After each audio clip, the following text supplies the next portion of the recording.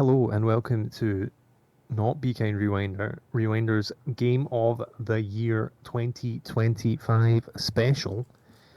I am your host and managing editor, Scott McRae.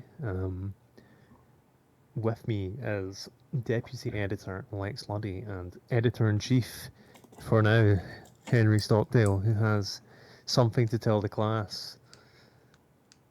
Yes, that's right. So I have made the announcement elsewhere, but for anyone who's not aware, I am stepping down from Rewinder after this month. Yes, I know. It's disgraceful, isn't it? Abandoning ship, some might say. Taking your ball But and going home.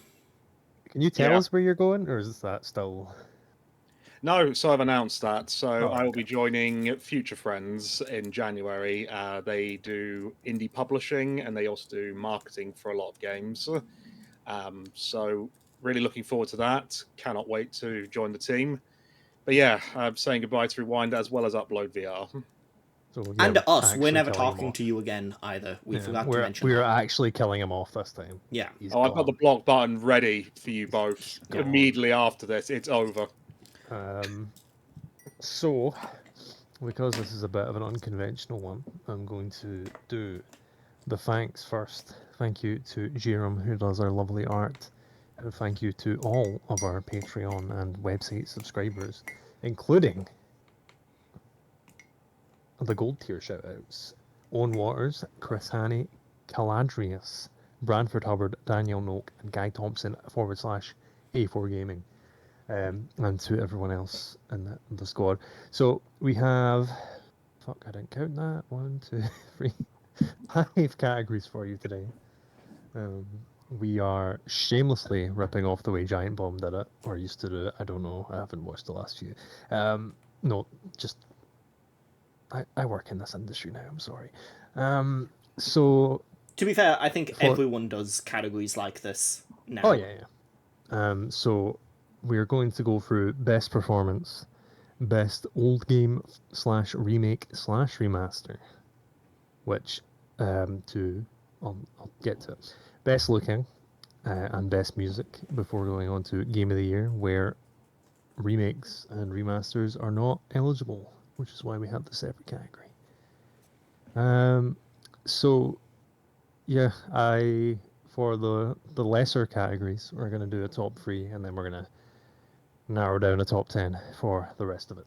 We're going to do personal top 3s, right? Oh no, I meant like let's. Oh, let's put forward our personal top 3s. Yeah, yes, like, sorry, let's we put were discussing like, this beforehand. Yes, yes. Yeah, to make it quicker, we're gonna put forward our top 3s just to kind of see if there's any overlap. From there, decide what.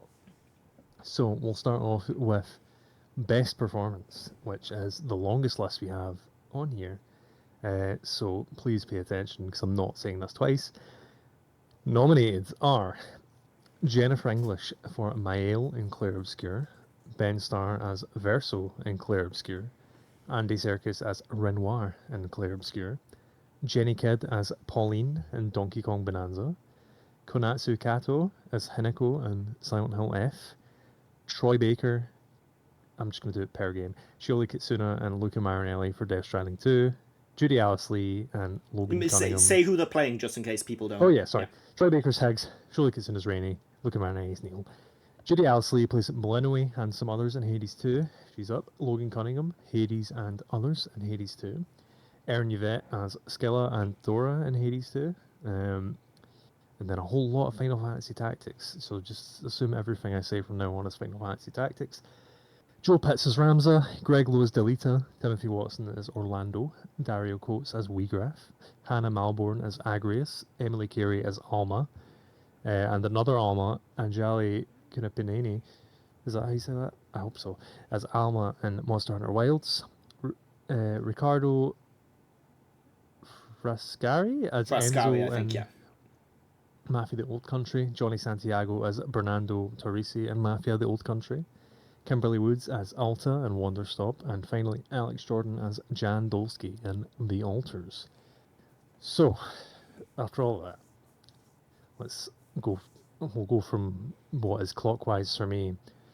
Lex, can you give me who your free choices are for this? Yeah, I think I kind of went back and forth on this a bunch. I think I had one that or I had two that were locked in, then I had one slot that was kind of rotating of could have been a bunch of people. Um, I think that Troy Baker in Death Stranding 2 is way better than he is in Indiana Jones. So I was kind of surprised he was nominated for that at the Game Awards, but Yeah, it is what it that's is. been something I've been annoyed about this year as Um, well. and I think that as someone who hasn't always been like the nicest to the characterizations in Death Stranding and also Troy Baker as an actor, I think that Higgs is genuinely a really good villain this time around, especially compared to how much I didn't find him interesting in Death Stranding 1. Um, and yeah, I think all of the performances in the Evil East Chronicles are really good and do a really good job at bringing to life that game. Didn't include any of those. The ones that I did include were my top three are Riccardo Frascari as Enzo in Mafia: The Old Country. Um, it was uh, Konotsu Kasho as Hinako in Silent Hill F, and Jennifer English as Mael in Expedition 33. The reason I included both Ricardo, or I really like. I'm assuming that you've both played the other two. I'm probably the only one that's played Mafia: The Old Country. I really like what that game does with its language options because you can play it in English or in like Sicily Italian, basically. And the main guy Enzo, the main character, is voiced by the same guy in both versions. And he does a really good job for what, like, ultimately could just be a very bog standard mafioso character. Like, it could just be very ho hum, hey, we saw The Godfather, and we're doing that again, and winds up being like much more likable and endearing because of his performance. And some of that's also down to the characters that they put around him. Characters like Chesway are like surprisingly fun characters to watch develop in that short game. Um, but I think he does a incredible job in both the language tracks at capturing that character who has had like a really tough life and is like, well, I guess crime is probably the best thing that will ever happen to me. And so yeah, I think he does a really good job in that. So that's why I put him forward. Jennifer English, I'm sure other people will talk about. And Konotsu Kasho, I'm sure other people will talk about as well. Right, it's on your plate now. So I would also go Jennifer English as Mael. That was a fantastic performance in that game. I mean, all of them in Claire Obscure did put in some very strong performances, but hers stood out to me the most. I would also choose Aaron Yvette as Skiller, because while the other two were, Logan Cunningham is fantastic. He really nails Hades, and Melanoe was, I thought, really well done. But she just pulls it off so well as one of the sirens, and I know when those songs are still stuck in my head, like months after playing it or months after I started playing it, I've got to go for that. And the other one, for me, it's got to be Jenny Kidd. Just I thought utterly nailed it as Pauline. I thought I was going to be all alone on that one because I am also picking Jenny Kidd as Pauline. I think not only pulling off a child character, not only being the first performance, not only being like a great singer, but like a child character that is not annoying. Like she is constantly talking and she is constantly giving you banter, and she's the only character who really talks in the game. And yet, Yeah. like I found all of it endearing, which is tough to kind of do when you've got like companion characters, Oh, I especially when fully they're looking, agree. especially when you think about something like God of War, where they're constantly like badgering you about stuff. Like I thought Pauline was so well done in that game. I am also on the Jennifer English train. I think she was incredible in that. Like I don't think it needs to be said. There's a reason she's winning everything this year. And then I was between Konatsu Kato as Hinako, but I ended up going with Timothy Watson as Orlando in Final Fantasy Tactics. Just a powerful voice, like a just commanding, powerful, strong voice. All of his like calls, all of his, scenes. I thought like for a game that like the characters are like little, like little blobs walking about the screen. I thought he was so commanding in every single scene he was in. It was in a game where like every performance is insanely good. He's not on the list, really but the stood guy out. who voices Gaff Garyon does a really good Yes. shithead. Like that is one of the Absolutely. biggest assholes imaginable, and I do love how good. I had to stop myself at some point with Final Fantasy Tactics because I honestly probably would have put on like half the cast. So yeah, Like I'll be honest, I didn't play the remaster, so I haven't heard the voice acting. But that's mainly because I've already played the original, Yeah. or one version of the original. So that's what I need to look at more closely. So looking at our list, which to remind you all is Jennifer English, Ricardo Frascari, Jenny Kidd, Konatsu Kato, and Aaron Yvette. What's And sticking Timothy out to us? Watson. Oh, and Timothy Watson, yes. I think Jennifer English is a lock. Yeah. But I really do rank the idea. I like the idea of having non-English performers also in this category, or also represented. If we are gonna put one in, I think Konatsu Kato is probably the better performance. I think that the stuff that she does in that Japanese dub for Silent Hill F is really fantastic. Yeah, I think a lot of times when you don't play a game in its native language, it is hard to kind of not get as invested, but it's like you get invested in the words less than the performance. But like everything she did, I was going to suggest as this Jennifer English, Jenny Kidd, and Konatsu Kato, but I don't know if that's like too me focused. I can live with that. Henry, is there anyone that you would fight for instead? You're muted. Clearly not. Yeah.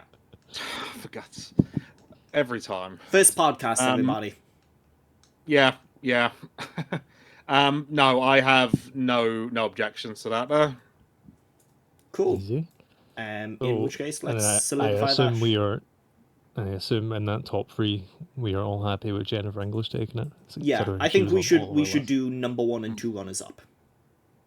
Yeah. Because fighting over 2 and 3 is just like, who cares? Oh yeah, that's what I mean. Yeah. Like, let's just do number 1 and 2 runners up. Yeah. So I'm on Jennifer English. I think we're all agreed. Yeah. Okay. I think just to like actually talk to her a little bit in that, she's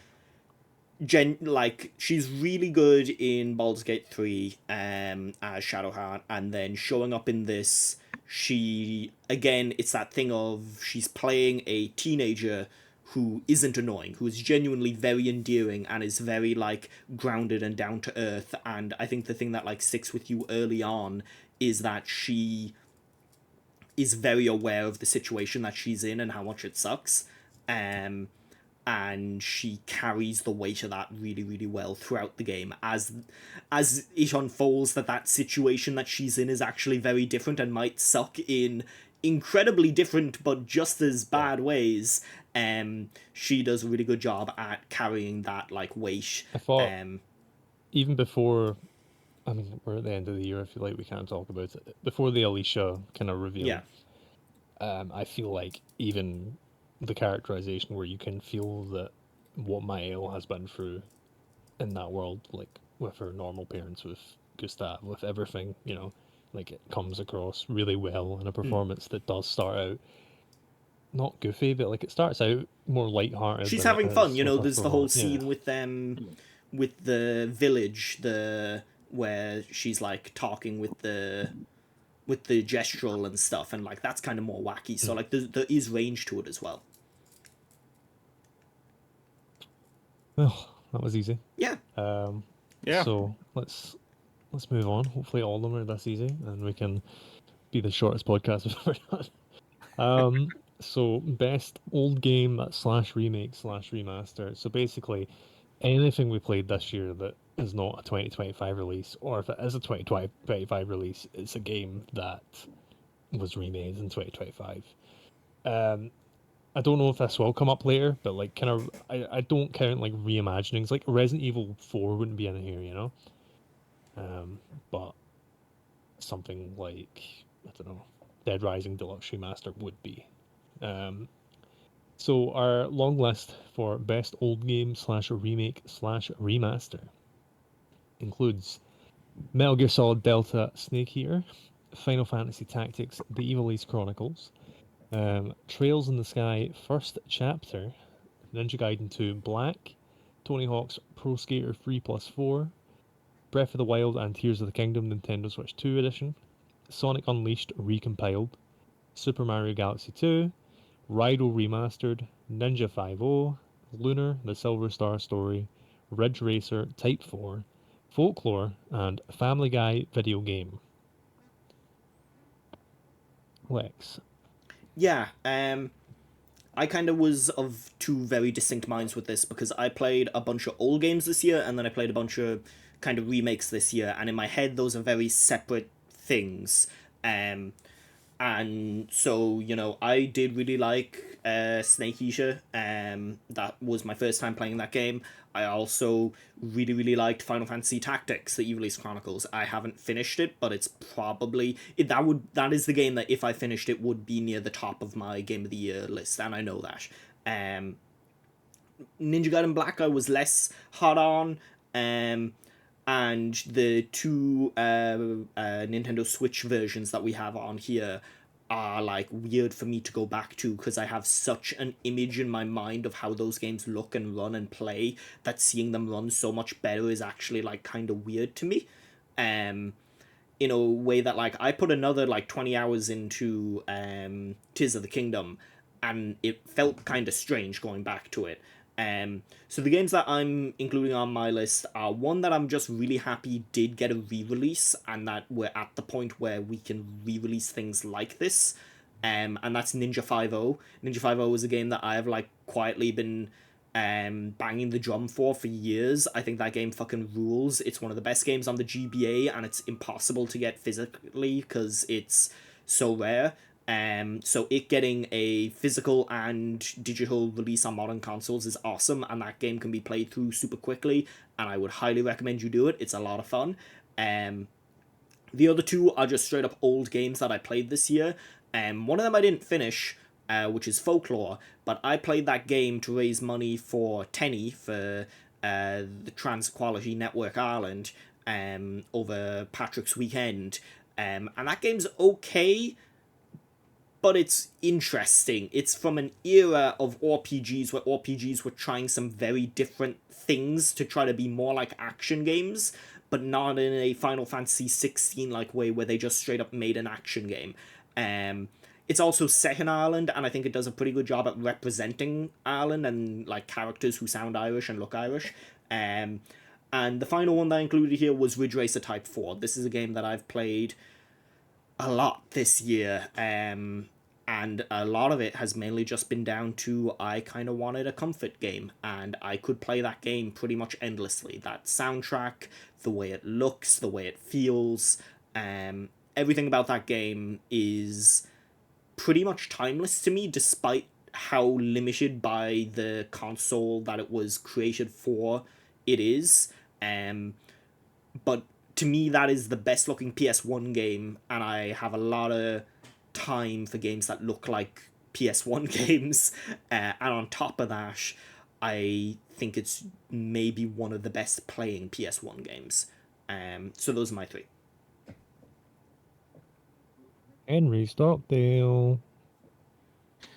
So in this case, I mean it's Trails, of course it is. Well, if I'm right about enough on the site, that hasn't given anyone the clue there.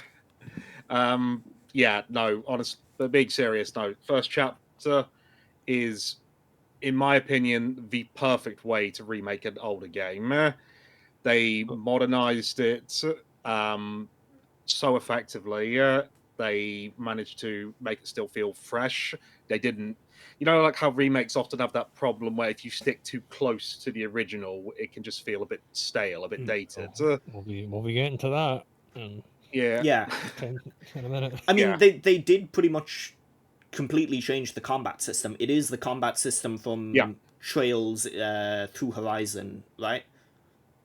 Trails through Daybreak. Tales through Daybreak, yes, sorry. Yes. So they brought that in, and honestly, yeah, because the original was purely turn-based, and it works well. It works smoothly. Visually, it's absolutely stunning. The one thing that I will say about the game, because I've played the first like 2 or 3 hours of it, and I do want to go back Sure. and actually put more time into it. I'm not a huge fan of the English dub. I don't mind it personally. I know it sounds very dismissive and shitty, but like I think that the voice of the main girl is pretty irritating. Oh, what? Yeah, Estelle. Yeah, it's and like that's fine, but as someone who also played the first 2 hours of that game on an emulator, that's not how I imagined her talking. And I get that's just like that is anime voice acting, and that's what characters like that usually sound like, but it's not how I had pictured that character in my head, you know? No, sure, and I can understand that. And for me, it's not like exactly the same, but it's very similar to how it was in one of the previous 3D games where she's got proper voice acting. Cold Steel 4. But For me, it was that very specific case of almost the inverse of the Final Fantasy Ivalice Chronicles thing, where in that they gave voices to these characters and you're like, yeah, that's what these guys sound like. This is what I've always imagined them sounding like. In this, I heard them and I was like, oh, okay. Yeah. Yeah, so for talking... Just to jump in here. Yeah. How do they remake this? Because I tried watching the trailer on the Steam page there, but it didn't really give me much. So is it like a Final Fantasy VII remake type thing where this game was like originally top down? And honestly, like for the scale that we're space? talking about with these two games, that's not a terrible comparison. You know, PS1 to PS4. This is a PSP game brought to like 3D. It is a 3D action turn-based game now instead of just turn-based game. Yeah, it was like isometric before. Yeah, and they do a really good job. Their art style, the Falcom art style, I generally like. It can sometimes look a little bit cheap in some of the background assets. Like, you can tell that this is not a billion-dollar operation in the same way that, like, a Square Enix is or whatever, but I think it works pretty well in this game, and this is by far... Like, Henry, you could probably speak to this more authoritatively, but this is probably one of Falcom's best-looking games. I would argue it is their best-looking game yet. Yeah. So, like, better than Daybreak. It just goes that little bit further, and everything just... It's like I say, it's stunning. Yeah. Like, also, can't be underestimated how good that Switch 2 port is. Like, it's a very playable version of that game, which for a game that was originally on PSP... is a really good feel. Like, it feels right playing it on the Switch. Sure, yeah. I've only played on the PS5, so I can't judge on Switch port, but yeah, I can fully believe that. Okay, in terms of my other ones, honestly, a lot of the stuff I've played has been review stuff, so I haven't really gone back to a ton of older things across the year, but I mean, I did jump into Galaxy 2 for a bit there. So that will, I'd say I'll put that up there. Otherwise, I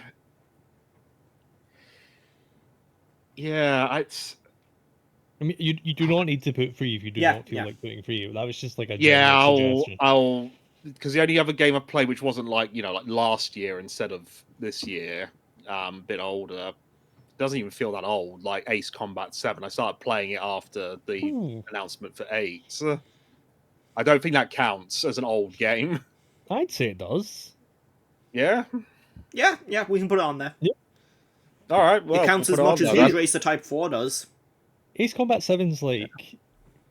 6 years old. God, has it been that long? Yeah, like 2019. Yeah, Ah, 2018, I think. okay.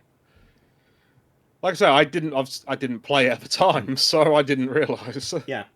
I knew it wasn't. I knew it wasn't like a couple of years or something like that. They But they, yeah. they re-released it when Top Gun Maverick came out with like a DLC, but no, that game is quite old. Okay, You yeah. just reminded me that I played Ace Combat Zero this year, Oh, okay, yeah. which I might like more than Ace Combat 7. It's probably not going to make my top. Well, you know what?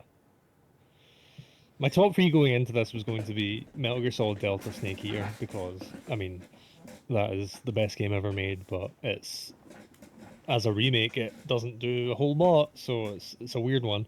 Final Fantasy Tactics, which is on my Game of the Year list. It's one of the best things I've played all year. I absolutely devoured that game. Absolutely loved it. And my third choice was going to be Sonic Unleashed Recompiled, just because I think that's like a really, not even because Sonic Unleashed is like a particularly good game, but I think that that project is extremely cool. The fact that it opens the door for Xbox 360. Has you might know this, I haven't been keeping up to date. Has there been any other Xbox 360 No, recompiles yet? Or I were feel like I'm people just just gonna like, be. here's the Sonic one, we're done? Yeah, so the Sonic one, they released tools to kind of help along recompilation for the 360 going forward, which I imagine it's going to be Lost Odyssey when it does happen. Is Yeah, it I was Lost gonna say, Odyssey? where the fuck is Lost Odyssey then? Give me Lost Yeah, it's Odyssey. it's, it's going to be Lost Odyssey in Blue Dragon when it happens. But yeah, nothing. I don't think anything else has come of it Lost yet. Odyssey, But I I don't. also played a bunch of this year, and that game is incredible. Like, I want to go back and finish that game. Yeah. But yeah, I'm gonna go with Ace Combat Zero because I forgot I played that this year and I loved Ace Combat Zero. But Fair Sonic enough. Unleashed Recompiled I think is an extremely cool project. I think Sonic Unleashed is somewhat underrated in terms of the normal people's you know love of it. In terms of Sonic fans, I think they maybe hype it up a bit much. But I do think Sonic Unleashed is a very cool game, and I think that project is extremely cool. But I'm going to go with Ace Combat Zero, Snake Eater, and Final Fantasy Tactics. Okay, So yeah. So to narrow down our other long list, or short list even, we've got Ninja 5 Ridge Racer Type 4, Folklore, Trials in the Sky, First Chapter, Super Mario Galaxy 2, Ace Combat 7, Ace Combat Zero, Metal Gear Solid Delta Snake Eater, and Final Fantasy Tactics: The Ivalice Chronicles. I think the first conversation we have is which Ace Combat stay. I am happy to defer to you on that one. I would like to argue that not that an Ace Combat will be in our top three, but I feel like that's an easy one we can talk about. And Ace Combat, I think Ace Combat 7 is amazing. I think it's really cool. In Ace Combat Zero's favor, the ending of that game is a fucking one-on-one dogfight with like flamenco music playing, and also one of the plot lines of that game is the enemy nation that you're all teaming up against. When you have them cornered, they're like, "You didn't fucking win," and nukes themselves like 6 times. Like when you're about to win against the enemy nation, they are like, "Fuck you." You didn't win and nukes themselves 6 times, which I think is the funniest. Like even compared to Ace Combat Dog, I think that is the best Ace Combat thing ever. That is incredible stuff. Sure. So I would like to say Ace Combat Zero sticks, but I don't know if it will stick when we get down to our top three. I am fine for you to keep Ace Combat Zero. I think if we're cutting things, I think Folklore can probably go. I didn't finish it, but playing through that game over the course of 12 hours straight and raising a bunch of money for a good cause was just a moment that really stuck with me. And I do want to go back and finish that game and just say that I've played all of it, because there's not that many like big AAA is a weird word for it, but like Sony published games set in Ireland, so I do want to finish Sure. that. Yeah, I've never played it and I've never really heard of it before you started playing it, but I think that is something I wish games would do more, like go into the kind of lesser known mythos, like the Scottish folklore, Irish folklore of the world, rather than just doing Greek and Norse for the rest of the time. Um, Wrote a piece to that effect on the site. Oh, Ninja okay. 5 I also think can go. People who care about Ninja 5 have found ways to play that for a long, long time. I do really think you should go out and check out that game because it's just Bionic Commando, but like with fucking ninjas. It rules. Lot of good ninja games this year. Like a good year to be a ninja. Lot of good ninja games. Told me. Ridge Racer I do want to keep on for now though. Looking at it now, I do have to kill Ace Combat Zero. Ah, I love that game. I think that game's incredible. And again, them nuking themselves 6 times so they didn't lose. It's the funniest plot. Those games' plots Definitely. aren't incredible. It's the most anime bullshit for like a plain sim game. But it kills me to kill it, but I do not think it will end up on there. I would Right. get rid of Galaxy 2 as well. Okay. Just because it was fine as a remaster, but it wasn't like Yeah. above and beyond. Okay, so we're down to Ridge Racer Type 4. Trails in the Sky. Trails in the Sky, first chapter. Metal Gear Solid Delta Snake Eater, and Final Fantasy Tactics: The Evil East Chronicles. Well, I know what I'm not budging on. Yeah, Yeah. I think I'm gonna have a hard road to hoe for Ridge Racer. That game This means a is- lot to me personally. Yeah. This has been a year I've gotten way into racing games just as like mindless comfort games.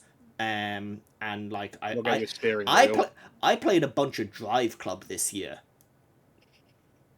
and it's pretty good. Right. I think Drive Club's a pretty good video game. Genuinely, like, I went to an EGX, and I think it was 2013. They had the PS4 there before it came out, and that was one of the 2 games I played. The other one was Resogun. And I enjoyed it. I bought it afterwards. It was a good time. Drive Club still has maybe some of the most impressive day-night cycle stuff in like any video game of that generation, of even this generation. Like, it's fucking incredible the stuff that it does with weather effects and like just how fucking dark it is when it's night out. Like, it's terrifying driving in that game. But yeah, we can cut Ridge Racer. That's a very me thing. That's gonna be. I mean, no, if you care about it, then So we can have the discussion. the thing is, I also played Metal Gear Solid Delta, and I like that game, and I also played Final Fantasy Tactics, and I like that game, and I played like 2 hours of Trails in the Sky, and I like that game. Ridge Racer is going to be on this list for me again next year. I'll probably play more of it, or play Ridge Racer 5 or something else. Sure. So I think that the other ones are more representative. Okay, because I was having a hard time. I'm gonna be honest. We're going for like the most important game in the world to me, and a remake of it, or one of the best things I played all year. And I was struggling, and I'm glad I got through that conversation without having to speak a word. So our top 3 is Trails in the Sky, first chapter, Metal Gear Solid Delta, Snake Eater, and Final Fantasy Tactics: The Evil East Chronicles. I'll let you just go because the dog's going ham out there. I mean, like, I've not played Delta, so I can't really weigh in there. And I've also not played the remaster, as I said earlier, for Tactics. But Tactics itself is a pretty solid game, and I think you kind of have to also respect what they did there. They remade the game, which added all the quality of life, and then they rebuilt the original without the source code because they were like, no, we should preserve this. And I think that's very admirable to include that in the same package. Shows like a dedication to preserving this thing, and like is a good. I think I'm leaning Tactics as well. Yeah, I think out of these, I think Tactics, it benefits the most from its remake, in the changes that makes, especially the quality of life stuff, and also it keeps all the old stuff there if you do want it. I think which Trails doesn't do, at least on the you can't play the 2D version still. And while Metal Gear does allow you to go back and forth between the old control styles and the new control styles, it doesn't feel like it adds a whole lot to the experience. So yeah, I think it's Final Fantasy Tactics. Metal Gear's in a weird place where, because they started with free, I didn't really want them to touch it all that much, but at the same time, they did not touch it all that much, so there's not really much to talk about. Whereas Final Fantasy Tactics is a game I've bounced off like 5 or 6 times before, and as soon as I got on that remake. So unless, Henry, you have strong opposition to Trials No, taking the podium. I think the argument is solid. So, yeah, Tactics. Okay, so our best old game slash remake slash remaster of 2025 is Final Fantasy Tactics: The Ivalice Chronicles, with runners-up Trails in the Sky, first chapter, and Metal Gear Solid Delta Snake Eater. Be a lot better if it's Trials in the Sky and it was about the bikes, like it was in that series. That would be sick, to be honest. Right. Cool. That was another solid one, I thought. Could have been. Yeah. Got there. Let's do one more category and then we'll take a short break. Yeah. Right. So, best looking game, presented by, I don't know, Silica Gel, is we've got the long list of Clair Obscure Expedition 33, Shinobi Art of Vengeance, Ninja Gaiden Ragebound, Donkey Kong Bonanza, Death Stranding 2 On the Beach, Mario Kart World, Kirby Air Raiders, Hades 2, Silent Hill F, Lumines Arise, Karma, The Dark World, Mafia, The Old Country, and Despalote. I will again defer to Lex for your Yeah, I think mine are Luminous Arise, Karma the Dark World, and Shinobi Art of Vengeance. All three of those games look really, really cool.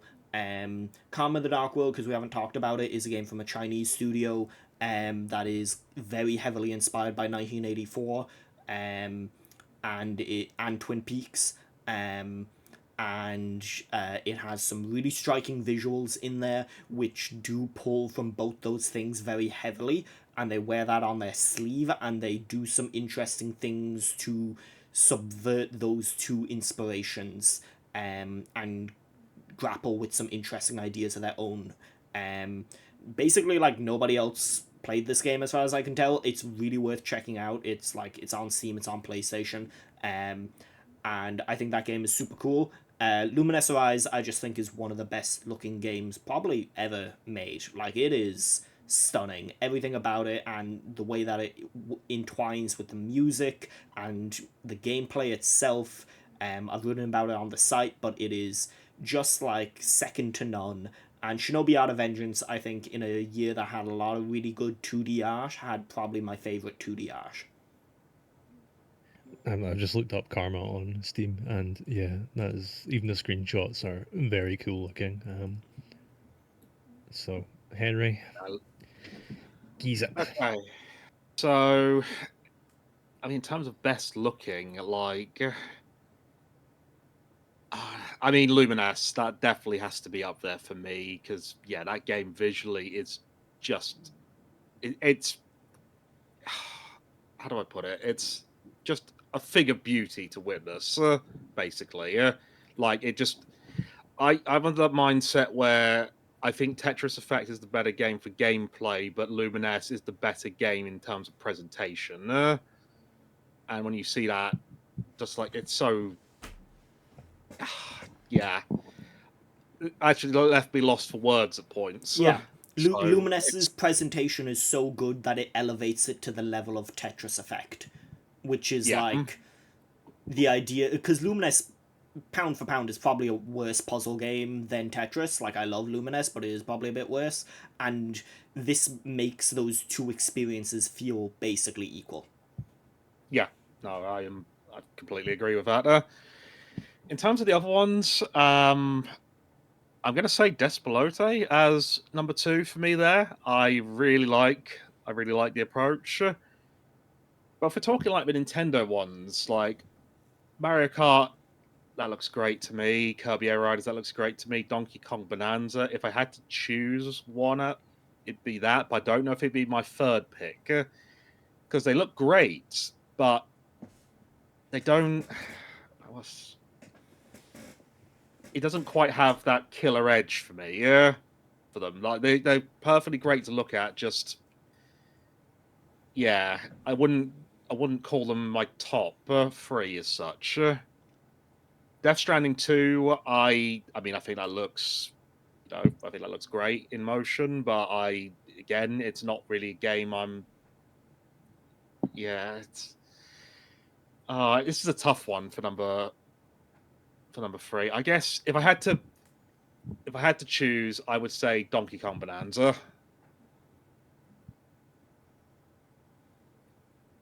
Cool. So I would also put Donkey Kong Bonanza up there, not from I've got kind of three reasons, right? So I've got my three are going to be Shinobi Art of Vengeance, which I think is absolutely gorgeous from a stylistic standpoint. Death Stranding 2, which might be the best looking game ever made, and from like a technical standpoint, and then Donkey Kong Bonanza because of like I think Donkey Kong's redesign is incredible. I think the animation is gorgeous. I think Kinky Rule's redesign is fucking phenomenal as well.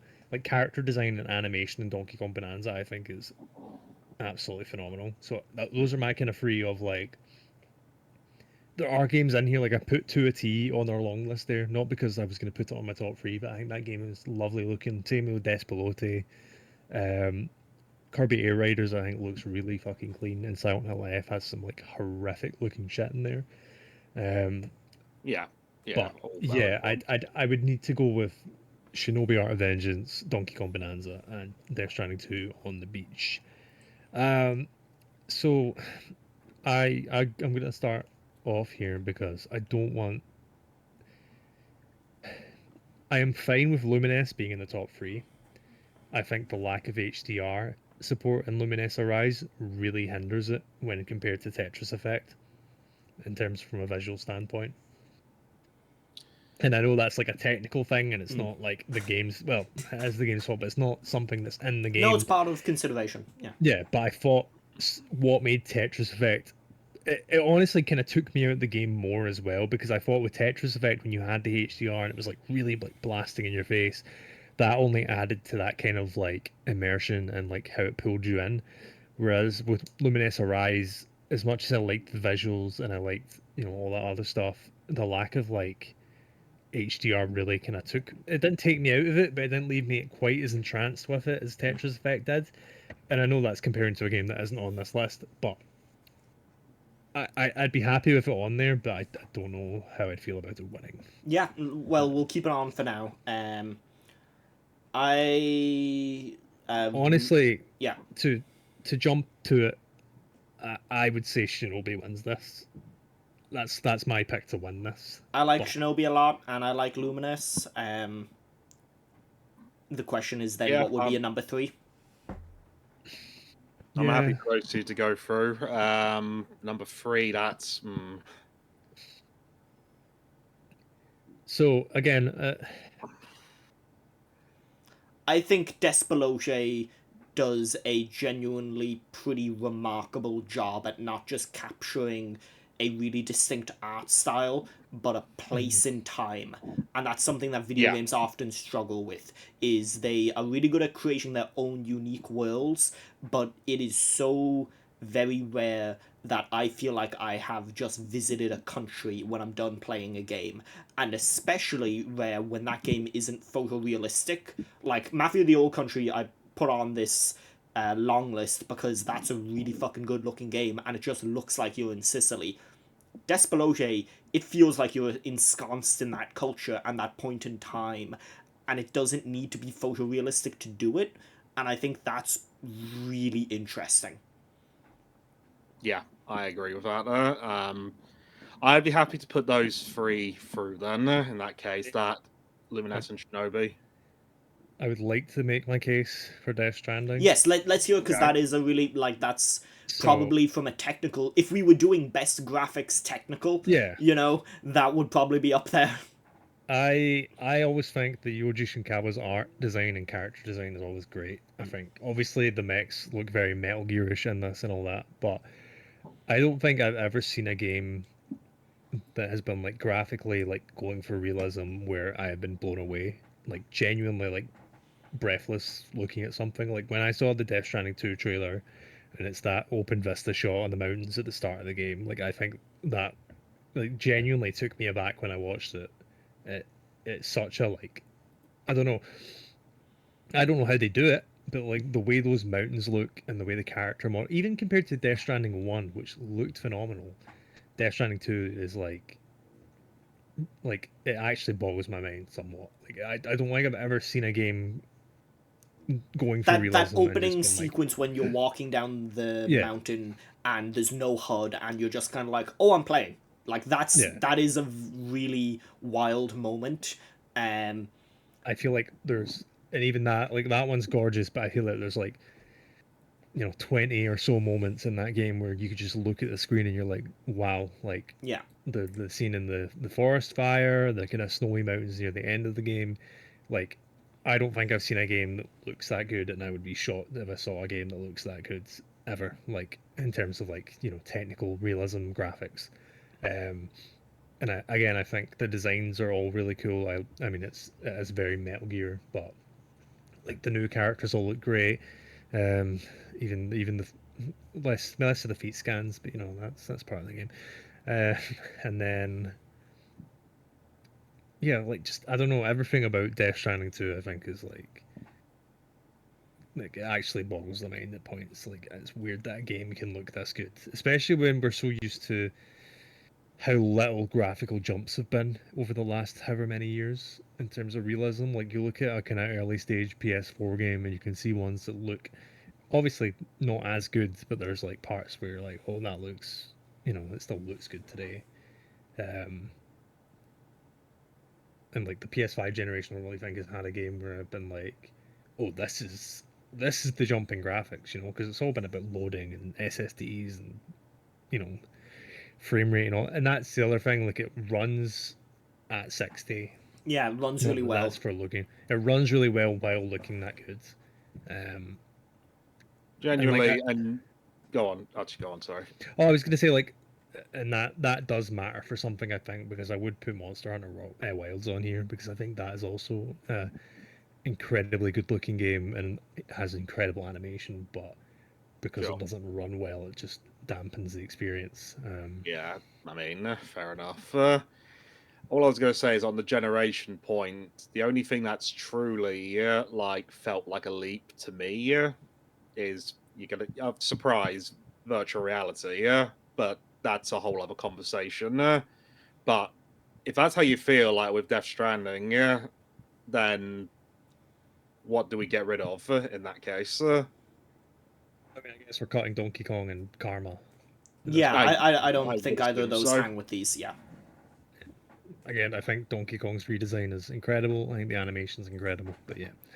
It's a great looking Um, game, but it's not best looking for me. It's a tricky one. We all have different like what we're after from a game. mhm. And yeah, So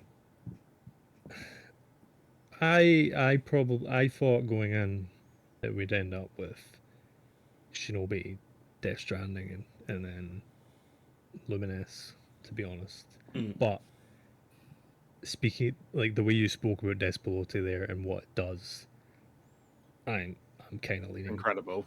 I'm kind of leaning Despeloti over Lumines, only because I think Lumines, and you can make this argument for Death Stranding 2 as well. I'm not saying this in like a It's an iteration. yeah, it's an iteration on something else, and I think Tetris Effect has elements that look better. Obviously, I think Lumines it's still like an incredible looking game. Um, but when I look at these four, and again, I've not really played much of Despeloti, but like even the way you've described it there, and looking at like screenshots, I'm like, actually, yeah, no, that looks that I would want that on there. If I But had to I'd choose, be happy with that. yeah, yeah, cut Luminas then. yeah, we sure? Yep. Yep. Okay, so I feel like based on our lists, it's Shinobi or it's Despeloti. Uh, Both are good. yeah.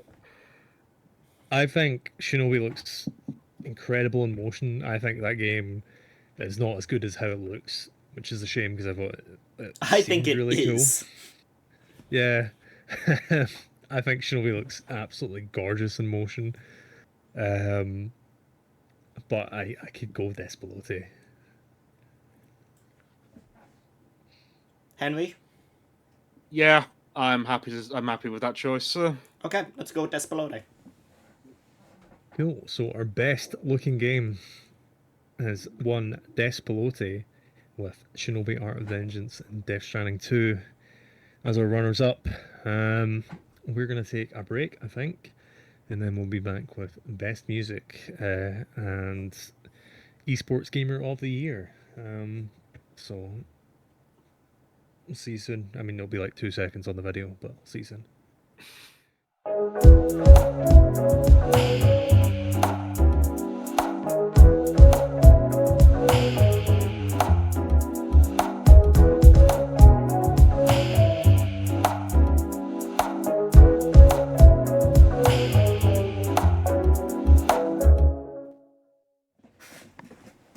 Welcome back to part 2 of our Game of the Year 2025 here on Rewinder. To recap, best performance goes to Jennifer English as Mael in Clair Obscur, with Jenny Kidd as Pauline in Donkey Kong, and Konatsu Kato and Hinako in Silent Hill F. Best old game remake remaster goes to Final Fantasy Tactics: The Evil East Chronicles, with Trails in the Sky, First Chapter, and Metal Gear Solid Delta Snake Eater as the runners-up. And best looking goes to Despelote with Shinobi Art of Vengeance and Death Stranding 2 On the Beach as our runners-up. So here we are to best music. And our long list is Clair Obscur Expedition 33, Donkey Kong Bonanza, Death Stranding 2 On the Beach, Mario Kart World, Kirby Air Riders, Hades 2, Silent Hill F, Blueprints, Adot, Lost Records Bloom and Rage, Luminescence Rise, Mafia the Old Country, and Unbeatable. So let's get back to it. Lex, what are your kind of free choices here? Unbeatable, another game that I haven't played enough of, but what I have Super Dog. I'm waiting for it to get some patches for just general stability. I've had it kind of like crash a bit and stuff on PC. Mafia the Old Country, again, I don't think would ever win this category, but it does a really, really good job at evoking that Mafia movie style and vibe and tone. While also just like being quite listenable in places. There were several times where I was like, oh, this is actually like just a really good bit of music that I found myself enjoying. Lost Records, again, I don't think will be included in this, but I think really suits that game. And I think it has some really good moments where the music is bad on purpose. Because it is like angsty teenage girls trying to perform, and they do a very realistic job at them performing badly. And like for whatever reason, that's just very impressive to me that they did a good job at capturing how young people tend to be bad at performing, kind of overperforming. And so I really like that. I think my ones for this category are Luminescence Rise, Silent Hill F, and Death Stranding 2 On the Beach. Because as much as I've kind of talked about this with it will come up more. As much as I only gave this game a 5 out of 10 on Rewinder, Death Stranding. I've thought about that game a lot, and I've listened to its soundtrack a lot, and I think that its soundtrack is probably its strongest aspect, and the way that it uses its soundtrack, both licensed and like original. So yeah, that those are my 3. Henry, what are we thinking? I saw you add something here, which I've not played the game, but I played the demo of it, and I think that's a good shout. Honestly, it's Skate Story is as soon as you get into that, like Blood Culture soundtrack. I think what's his name as well? John Fio. I think that's how you say it. Theo.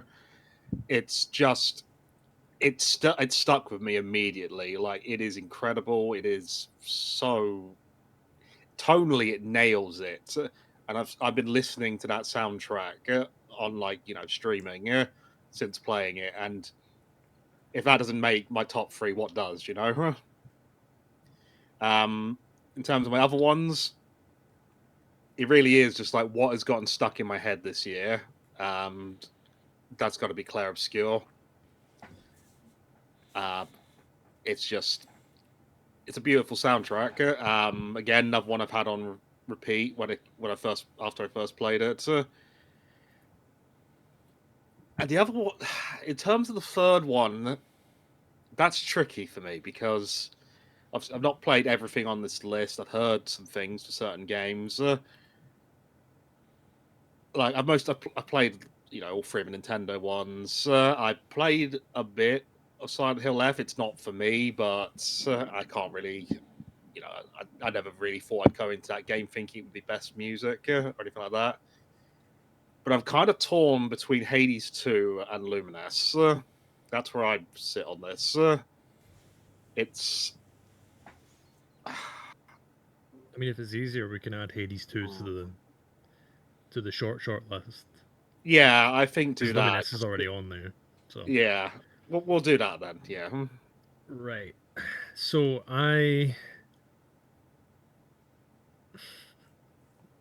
Blueprints I wanted to shout out. I don't know if that's going to get mentioned anywhere else on this. I don't think it's like an incredible soundtrack. If you want to hear more about the Blueprints soundtrack, just DM KM Nelson and she'll talk your ear off about it. KM loves that thing's soundtrack. I think whenever like the saxophone, like that really kind of like quiet saxophone would come in, it really, really like helped the feeling of that game shine through a lot. It's not going to make my top three, nor would Hades 2, which I do love. We'll talk about that in a bit. So, Clair Obscur is going on there for me. Donkey Kong Bonanza is going on there for me. And I was kind of torn between Death Stranding 2 and Mario Kart World as my third choice. So I'm going to add Mario Kart World because Death Stranding is already on there as my third choice. So that leaves us with a short list of Lumines Arise, Silent Hill F, Death Stranding 2, Skate Story, Clair Obscur Expedition 33, Hades 2, Donkey Kong Bonanza, and Mario Kart World.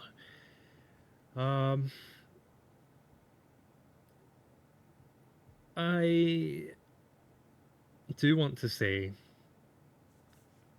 as much as I love Silent Hill F's vibe, I don't think any of the music really stuck with me outside of the kind of opening credits. I think the opening credits is really great. I also think pretty much everything in the real world is really good. I'm less of a fan of the stuff in the other world, which is a bit more generic in a lot of ways.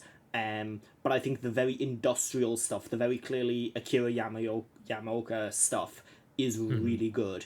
The stuff where there's just like fucking guys banging on pipes in the soundtrack, I'm like, fuck yeah. But yeah, I can see it being cut. I do like it. I think it's a good soundtrack, but compared to some of the ones on here, I'm a bit like, because the only one that I can really like when I think about Silent Hill F's score right now, the only one that's coming to mind is that one that plays over the opening credits with like the children's choir chanting, which was amazing. Like that's an incredible way to open the game. But I don't know if I'm. I feel like I would maybe cut that, but that's your call to make, I think. Yeah, I'm happy to cut it. I'm.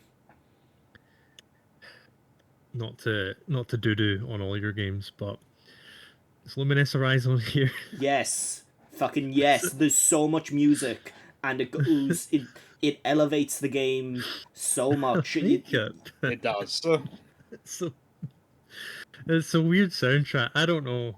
Like, here's the thing. I understand that Luminous Arise is not a soundtrack that you would listen to outside of the game, and that in places it's pretty hokey and corny and maybe even like kind of bad in places. But in the context of the game, it is presented so earnestly and so like with so much verve and positivity that it is impossible not to like fall in love with it and to be like, oh fuck yeah, this is incredible.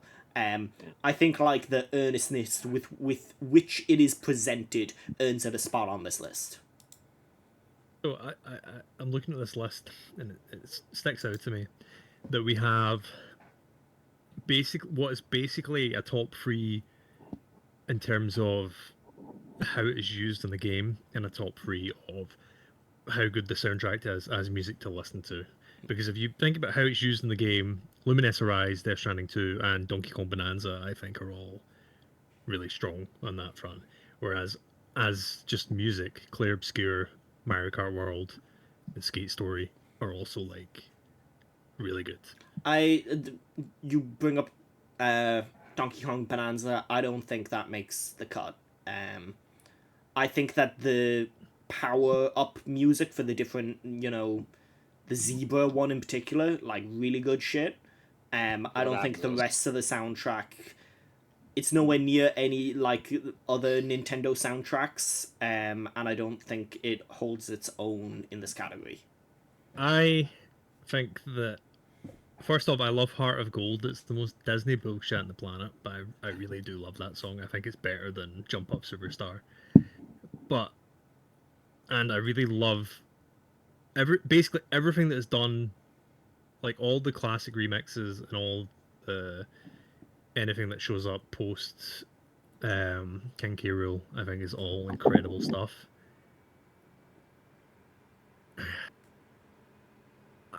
I could stomach it going. I'm not happy about it, but I could stomach it going. Yeah, I mean, fair enough. I would have honestly, while there are its moments, I would have cut it as well. Okay. I would motion to cut Hades 2 as well. I think there is good music in there. I think Skella's stuff is really good in the same way that the Donkey Kong stuff is really good, but I don't find it quite as memorable outside of that. Yeah, like it was mainly the Skilla stuff, which is why I ended up choosing it as my third. But I'm happy to cut it. Yeah, I'm happy to cut it. Mario Kart World has good songs, but I don't think it's on that same level. Mario Kart World is impressive in how those songs combine and string together in the open world. Like, I get that is an incredible technical achievement. Again, especially compared to Mario Kart 8 Deluxe, which has some of the best orchestral music in any video game ever, I don't think it lives up to that high. I think Mario Kart World soundtrack is like phenomenally good. Like the remixes that go into there are, like, some of them are so incredible that like it did, it really took me aback at points. Like the Donkey Kong one that sounds like The Incredibles, or the like really gorgeous Dire Dire Docks version with like the saxophone, and even the weird shit, like they did the like the Mario drawing tutorial from Flipnote Studio, like that's in there, and that stuff that I like really adore. I would put it over Lumines, but if I'm not winning that fight, I can let it go. I don't think you're gonna win that fight, especially over me and Henry. So, apologies, Scott. I do really like the soundtrack. I just don't think it was. I don't think it was as impactful for me as, say, Luminesce's one in the context of the game. Okay, so we're down to Lumines, Death Stranding 2, Skate Story, and Clair Obscur Expedition 33, which I'm gathering it comes down to Death Stranding or Skate Story in this. I feel like I'm back in Skate Story. Yeah, I like Death Stranding's music a lot, mainly just because I listen to it a lot. And I think it does create some really cool moments, but also I think that Skate Story is such even compared to the Death Stranding, Skate Story is a vibe in a way that is like kind of impressive. Like you would be kind of hard pressed to think of a game that could out vibe Death Stranding 2, and Skate Story does that. Yeah.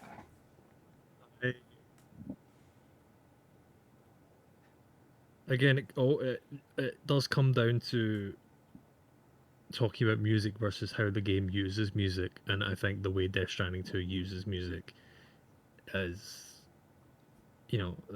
even it's one thing to do the thing that they do with the music in that game, but I think the way they do it and what songs they choose for what sections, I think, are always so well done. We're definitely here for Clair Obscur, right? Yeah. Yeah, like we're not budging on that, I don't think. Okay. I mean, And if I had to cut one, it'd be Luminous over Skate Story. But no, but I mean, it doesn't need to be that. It doesn't need to be,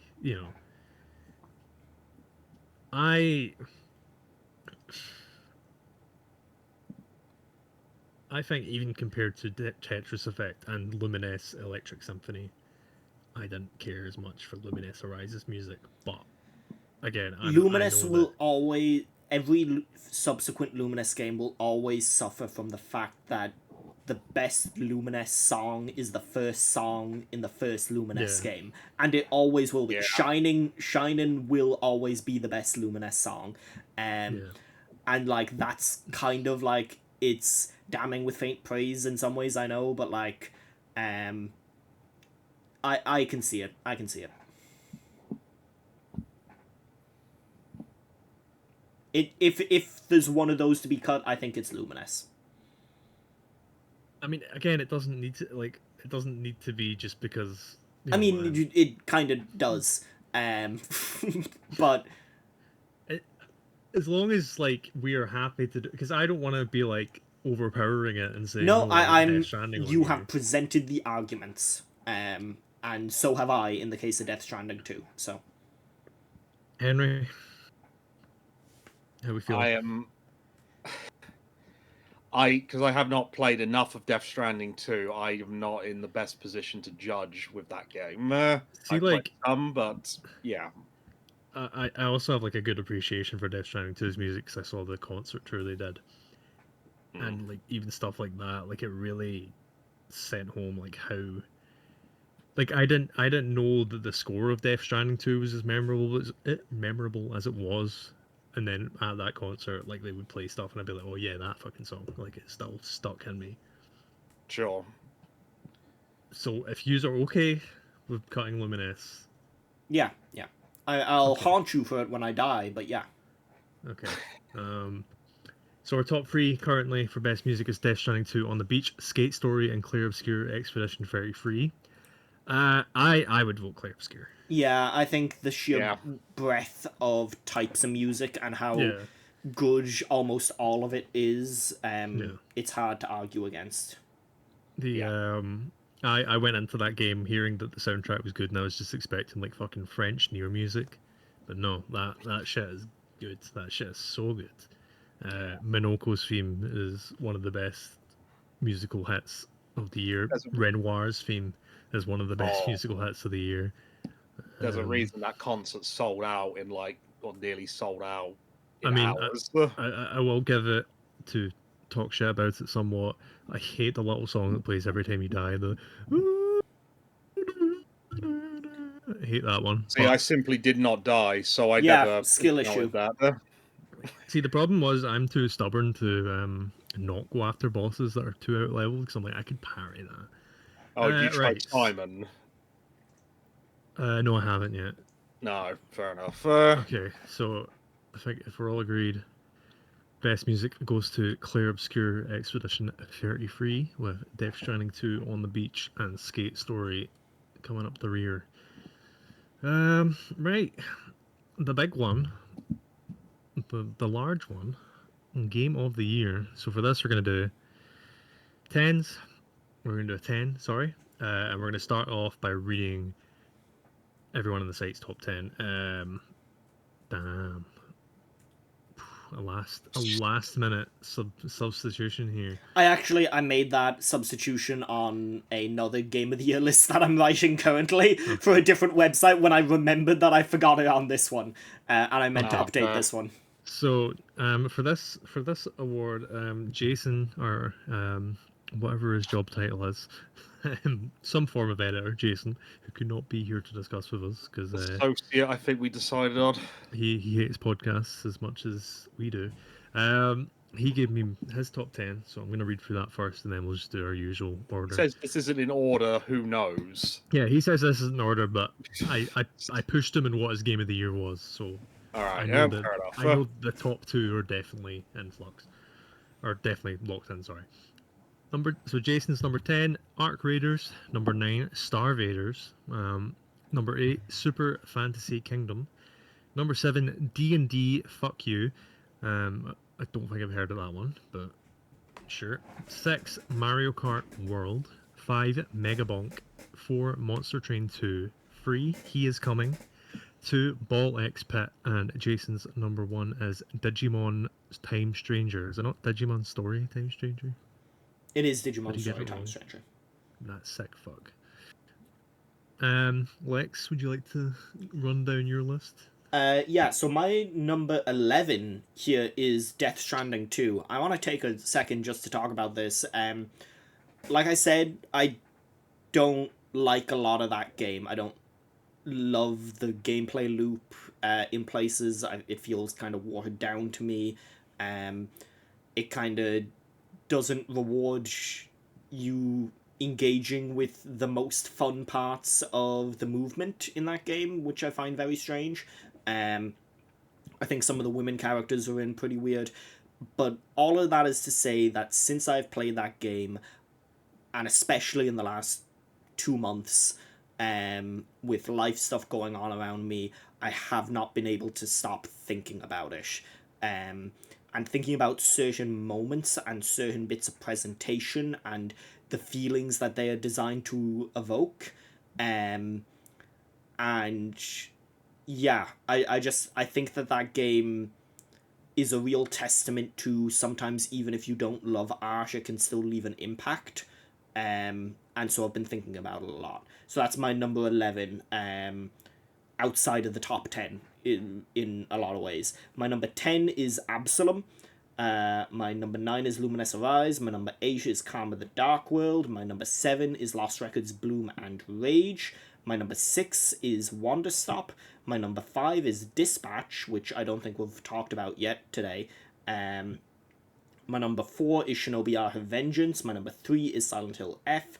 My number 2 is Expedition 33. And my number 1 is another game that we haven't talked about yet today, Consume Me, which is part of the reason I asked for you to fill some of these categories out is because I figured you would put someone from Dispatch into performance. I probably should have, but I wasn't thinking. So anyway, sorry. Continue. Jeffrey Wright probably could have been included in that, but I don't think he would have won. And Erin Yavesh's Blonde Blazer is also really good. She's already in that category. Erin Yavesh. And Laura Bailey as Invisigal are great. And Aaron Paul. Aaron Paul does a very good job with what Jesse Pinkman. Yeah. He doesn't feel, like a Hollywood guy who just showed up. He actually does play that character very well. But yeah, that's my list. I'll talk more about Consume Me when we get to actually building our top 10. Henry, will you bless us with your top 10? Can you please let me know which one of these are VR games? Because so yes, I can strike them out immediately. How dare you? Well, one of them is both. So Midnight Walk is number 10. That has an optional VR mode. That was dark claymation fantasy. That was really good. I really enjoyed that story. Despelose, I'd say that was number 9. Ghost Town, that is a VR game, as is the next one, Arcanage. Both of them just really made excellent use of VR focused design. Like Ghost Town is made by the people who do the Room series, and I don't know if you're familiar with that one. Arcane Tommy Age is just, Wiseau, Yeah, yeah. if only. Konami, the Team Silent make Silent Hill 4. Doesn't matter. So yeah, Arcane Age number 7. That's just a really good fantasy adventure. Number 6 was Birdcage, which really surprised me, but that's oh, it was so good. It's stylish. I love those sort of classic shoot 'em ups, and that did so much for me when I was playing that game. It's just I still need to beat it on the hardest difficulty to get the proper ending, but yeah. Of the Devil, that was another surprise for me. Really enjoyed that. That's number 5. Mario Kart World is 4. Hades 2 is number 3. Claire Obscure is number 2, and then Donkey Kong Bonanza is number 1. Right. So my top 10 is number 10 Mario Kart World. Perhaps controversially, number 9 is Sonic Racing Cross Worlds. Number 8 Hades 2. Number 7 Megabonk. Number 6 Monster Hunter Wilds, which we haven't talked about yet, I don't think. Or Megabonk. Kirby Air Riders comes in at number 5. Number 4 Claire Obscure Expedition 33. Number 3 Final Fantasy Tactics: The Ivalice Chronicles, which is not eligible for this category, but shout out Final Fantasy Tactics. Number 2 Death Stranding 2 on the beach, and number 1 will be Donkey Kong Bonanza. So from those I was going to say, lists, Scott. I was going to say, you can't have What? Trails, but you can have that. Mm-hmm. oh yeah, no, you could put Trails in your top 10 if you want. I'm just saying we're not. I'm not putting it on our site top 10. I'm just saying that's my top 10. Okay, If well, Trails it's is in number your 1. top 10, it could have been in yours. Yeah, first chapter is number 1 then. All right, okay, well, right. So I think from looking at those lists, I want to say that we can lock in Donkey Kong, Expedition 33, Yeah. Mario Kart World, funnily enough. Who else included? And Oh yeah, yeah. Everyone. Death Stranding? Can we lock Death Stranding? I would defer to you both on that one, but You seem pretty impassioned about it. I wasn't going to say Death Stranding was a lock, but you So seem that's the pretty thing. impassioned I about don't it. think it belongs on a top 10 list. Okay. I just wanted to That's say fine. I've been thinking a lot about it. Okay. we should probably add Jason's picks Yeah, on the top 2. Well, at I least. just mean stuff that is like based on all of our lists together. Oh, that will okay, definitely make it. sure. I think those 3 are probably definitely making it, right? I think. Yeah, those 3. I think Consume Me and Silent Hill F have to make the cut. I was going to go to bat for Silent Hill F as well. Didn't make my top 10, but I'm happy to go to bat for Silent Hill F. Fair enough. Hades 2. Yeah. Megabonk. I've not played it, so I love Megabonk. Megabonk may be my favorite of the Vampire Survivors type games, and Jason Sure, also okay. has it. So it can go off eventually, but I'm going to put it in the now. all right. I guess can Ball get X Pit. behind. Yeah, I can get behind that. I wasn't on mine, but it was still good. Story. Time Stranger. Did anyone else play Dispatch, or was it just me? I didn't have play time. Okay. No. That I would played The Walking probably. Dead season 4 this year. I mean, you can. I mean, this isn't the only things that can be on. I'm just Yeah. saying, like, these Yeah. are the things that I think will probably make it. Shinobi? I didn't love Shinobi. Yeah, I forgot you only. Yeah, you have bad taste. I when Shinobi got linear towards the end, I thought that game shined like wild. Like I thought those last few levels were exhilarating, but I think when it's trying to be a pseudo Metroidvania, it's most boring. And I think that combat is really good. I could be convinced to put it on there, but I wouldn't lock it. Luminous, Henry, do you want to fight for Luminous with me? Yeah, I will fight to have it in the top 10. Yeah, in a lower spot. Yeah. When I'm putting Dead Stranding on there, Henry, I will go to bat for Birdcage. So how many do we have Choose there? logo. 1, 2, 3, 12. How do you feel about Kirby Air Raiders? So read out what that Kirby Air Riders is fascinating. It's not in the top 10. It's not. I want to discuss it. Okay, we'll discuss it now because we're cutting it. I think Kirby Air Raiders is a testament to why we should let directors direct shit. It's like a Sakurai game has such a feeling to it that immediately like it captures you, and it's the same way like a Kojima game does as well, where like there's such a feeling from a Sakurai game that like it just does it for me, and I think it's such an interesting game from a standpoint of how fucking weird it is at all times. Like that is a strange game. I can understand that. And I also think that City Trial is the best multiplayer of the year. I don't didn't I don't love think it. Yeah, I don't think it hangs. Yeah. Like I understand appreciate the- it. I appreciate it. I don't think it makes a site-wide list.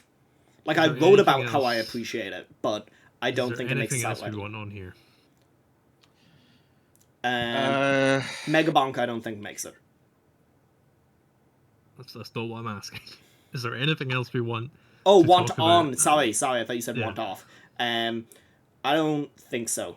Okay, so that leaves us with Yeah. Donkey Kong Bonanza, Expedition 33, Mario Kart World, Silent Hill F, Consume Me, Hades 2, Megabonk, Ball X Pit, Digimon Story Time Stranger, Lumines, Death Stranding 2, Birdcage, and Kirby Air Raiders, which has just been cut. So, I guess we talk about Megabonk first, right? Yeah, I mean it's the lowest down of that, and Luminous are the lowest down on anyone's lists that are on here. I guess, but it's 5th on Jason's and 7th on mine. Oh, did Jason Right. have it on his? Oh, I didn't Yeah. realize Yeah, that. Jason did. Whereas Lumines is 9th on yours and on no one else's. Yeah. In that case, I I think cut- Luminous can go. Like, it's only fair. Henry? I mean, it does. Again, Yeah. it doesn't need to be where it's based on someone's list Yeah. if we want to talk about it. you No, know, but because if we're doing a Silent Hill is not on my list, but I will probably fight to have that on there. it's one of those where if it's only on one person's list, and what I do think it was really good, it just didn't hit that high for me. Okay. I will I also think, say Luminous Arise is actually further up my actual list, the one that I'm writing. So, Do you want to keep it? no, it's fine. It's fine. Okay.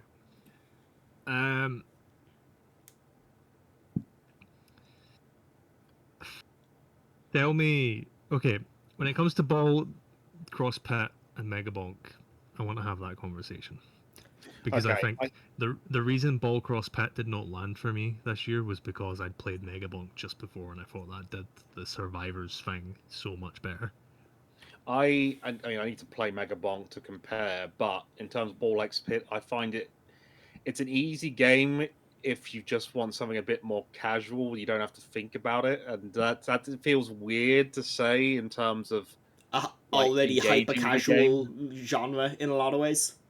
Yeah, but there is something about it which I quite like, although it's, as you've seen, it's personally not a top 10 for me. I think where Barlex Pit falls for me is whenever I play it, I'm like, I could be playing Hold Down. Remember Hold Down? I like Hold Down. Yeah. And I'm like, what if So- I was playing Hold Down? In terms of Megabonk, I also think it is the exact same thing where it's a good game to like that's my game I play when I've got like King of the Hill on my second monitor. But the thing about Megabonk, and I know it has the fallback of having all this dumb meme shit in it, but at the same time, I think for a game that is that Survivor style thing, like I don't really think you can do much with the Survivors genre outside of what has already been done. But I think Megabonk feels very good to play in a way that you would not expect. Like the movement in Megabonk, I think feels fantastic. The character variety or like the weapon variety also, like again, a lot of them are like old standbys of the genre. Like you've got the aura, which is just the garlic, or like the stuff like the book and all that. But I think Megabonk feels real good to move about and jump about in. I would like it on there. I think we need to cut one more anyway, and then we have 10. So Okay, does so it, does I it think come out down of- to I- Megabonk and Ball and Pat? Yeah, I think it does. Do you have strong feelings about Birdcage, Lex? No, I haven't played Birdcage, so that's why I'm not speaking to it. Okay, I think Birdcage is cool. I love the Metal Gear aesthetic, and I like a good shooter. But when I look at that list, it's those three. but I really enjoy Birdcage, but I can see where it would not. I would rather have Sure. Birdcage on the list than Bollocks Pit, to be honest. Okay, yeah, fair enough. I don't know how you feel about it, Lex, but Yeah, Birdcage is weird in a way that I can get behind.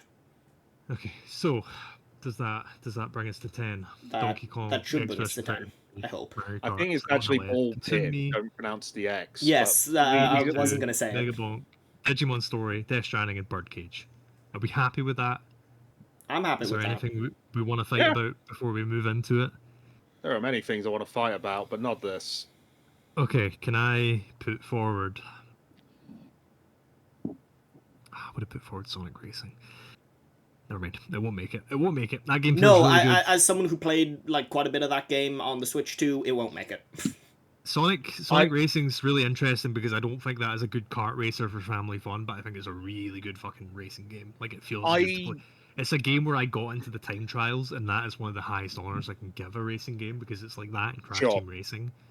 I enjoyed it. I thought it was a good racing game. I just didn't think it was as Okay. good. But fine. that's not to. I not am to happy say- to let it go, but Yeah. I did want to give it props because I do think it feels fantastic to race in. Honestly, when I look at this, part of me wants to say, do we put Hades 2 at 10? Because I think you were pretty disappointed in it, Lex. Yeah, I'm here or there on it. I think it is. The thing is, good.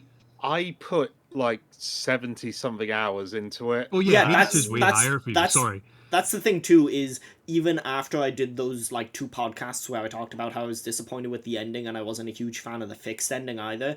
And I think if you haven't checked it out, go check out Jay Costello's video on the endings of those games and how both the endings kind of do disservices to the series and the characters. I still put like another 20 hours into that game after I had talked about how I wasn't super happy with the endings. I did realize after saying that Henry has Hades 2 at free. I forgot. I thought yours was low down like me as well. It's the thing. okay, I so- still don't think it's better than the first game, but it was still Yeah. one of my top ones this year. Well, Hades that's the problem was with stuff like Lumines as well, Yeah. where like Lumines will always have Tetris Effect to compare to, and it's the same kind of thing with Hades 2 for me, where I like it, but I don't think the weapons are as good. I don't really care about the story as much. Yeah, I think Chronos is way less cool than Hades was. I'm gonna be honest. I wouldn't put it at 10, but No, that's fine. I was saying that because I thought you had it low down as well, but I'm looking at it Sure. now. I'm gonna read to pass the time. I'm gonna read us Jason's Digimon Story Time Stranger argument. all right now. Digimon Story Time Stranger is my game of the year because I'm a sicko that loves silly digivolving and de-digivolving system that lets you either sit there and grind until you've had your little blob turn into a representation of a Greek god, or fuse them with something else into what always ends up being some kind of mech suit. Time Stranger is a far better story than Cyber Sleuth, with the time hopping allowing for some really cool moments. It also means you get a wonderful chance to go back and finish off all the side quests near the end of the game, which helps offset a lot of the usual irritation of missing things JRPGs can summon with a lot of us.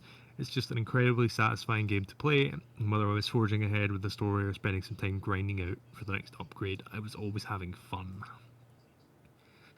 I didn't love Cyber Sleuth that much. That's my only point of reference for this.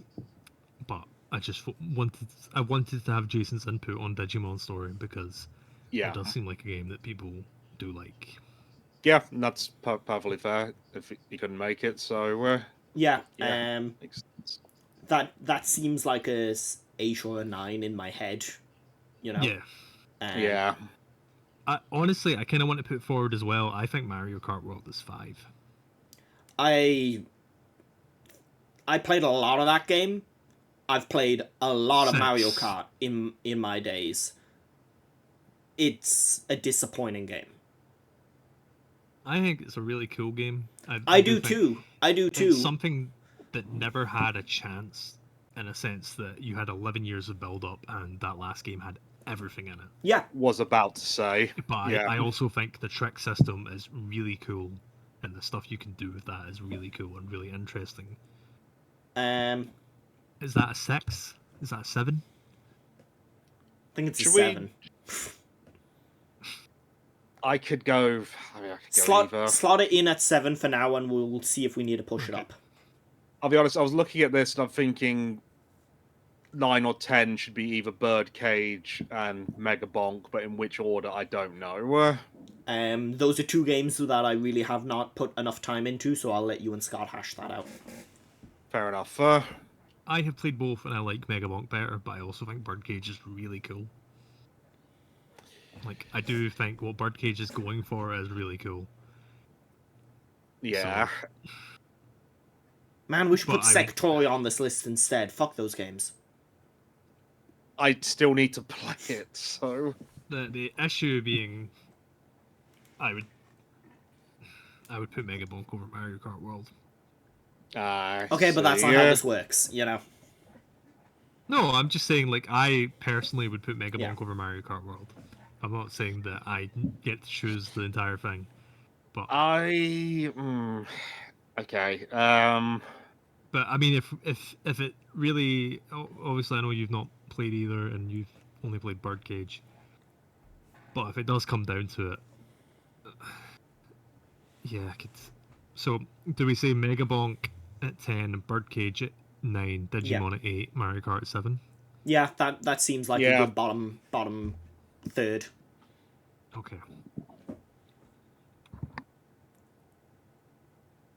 So currently we have Mega Bonk at 10, Birdcage at 9, Digimon Story Time Stranger at 8, and Mario Kart at 7. So Man, we're Death looking Stranding at- really fucking snuck onto this list, huh?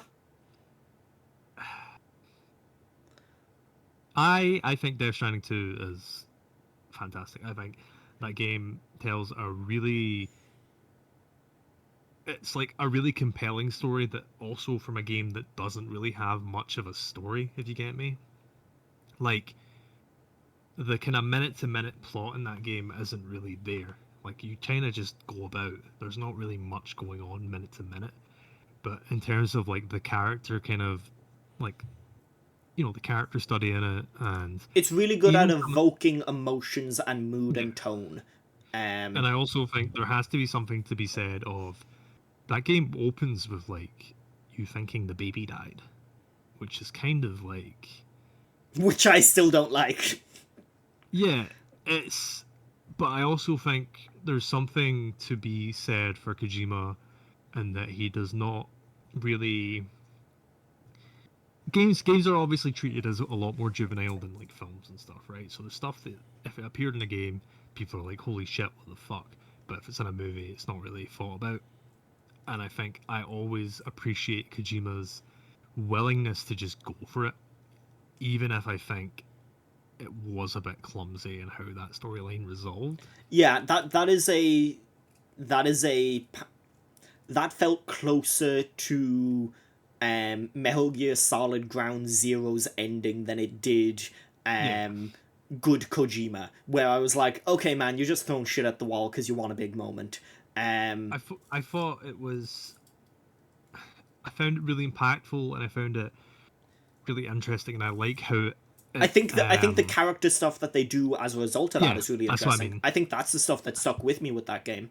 And I actually think the liked way a lot that in that game goes forward after that, and how that affects the characters throughout the story, does land. But then it being like, actually, the baby was in an alternate dimension, and it's Elle Fanning the whole time, and also, undercuts a lot of it.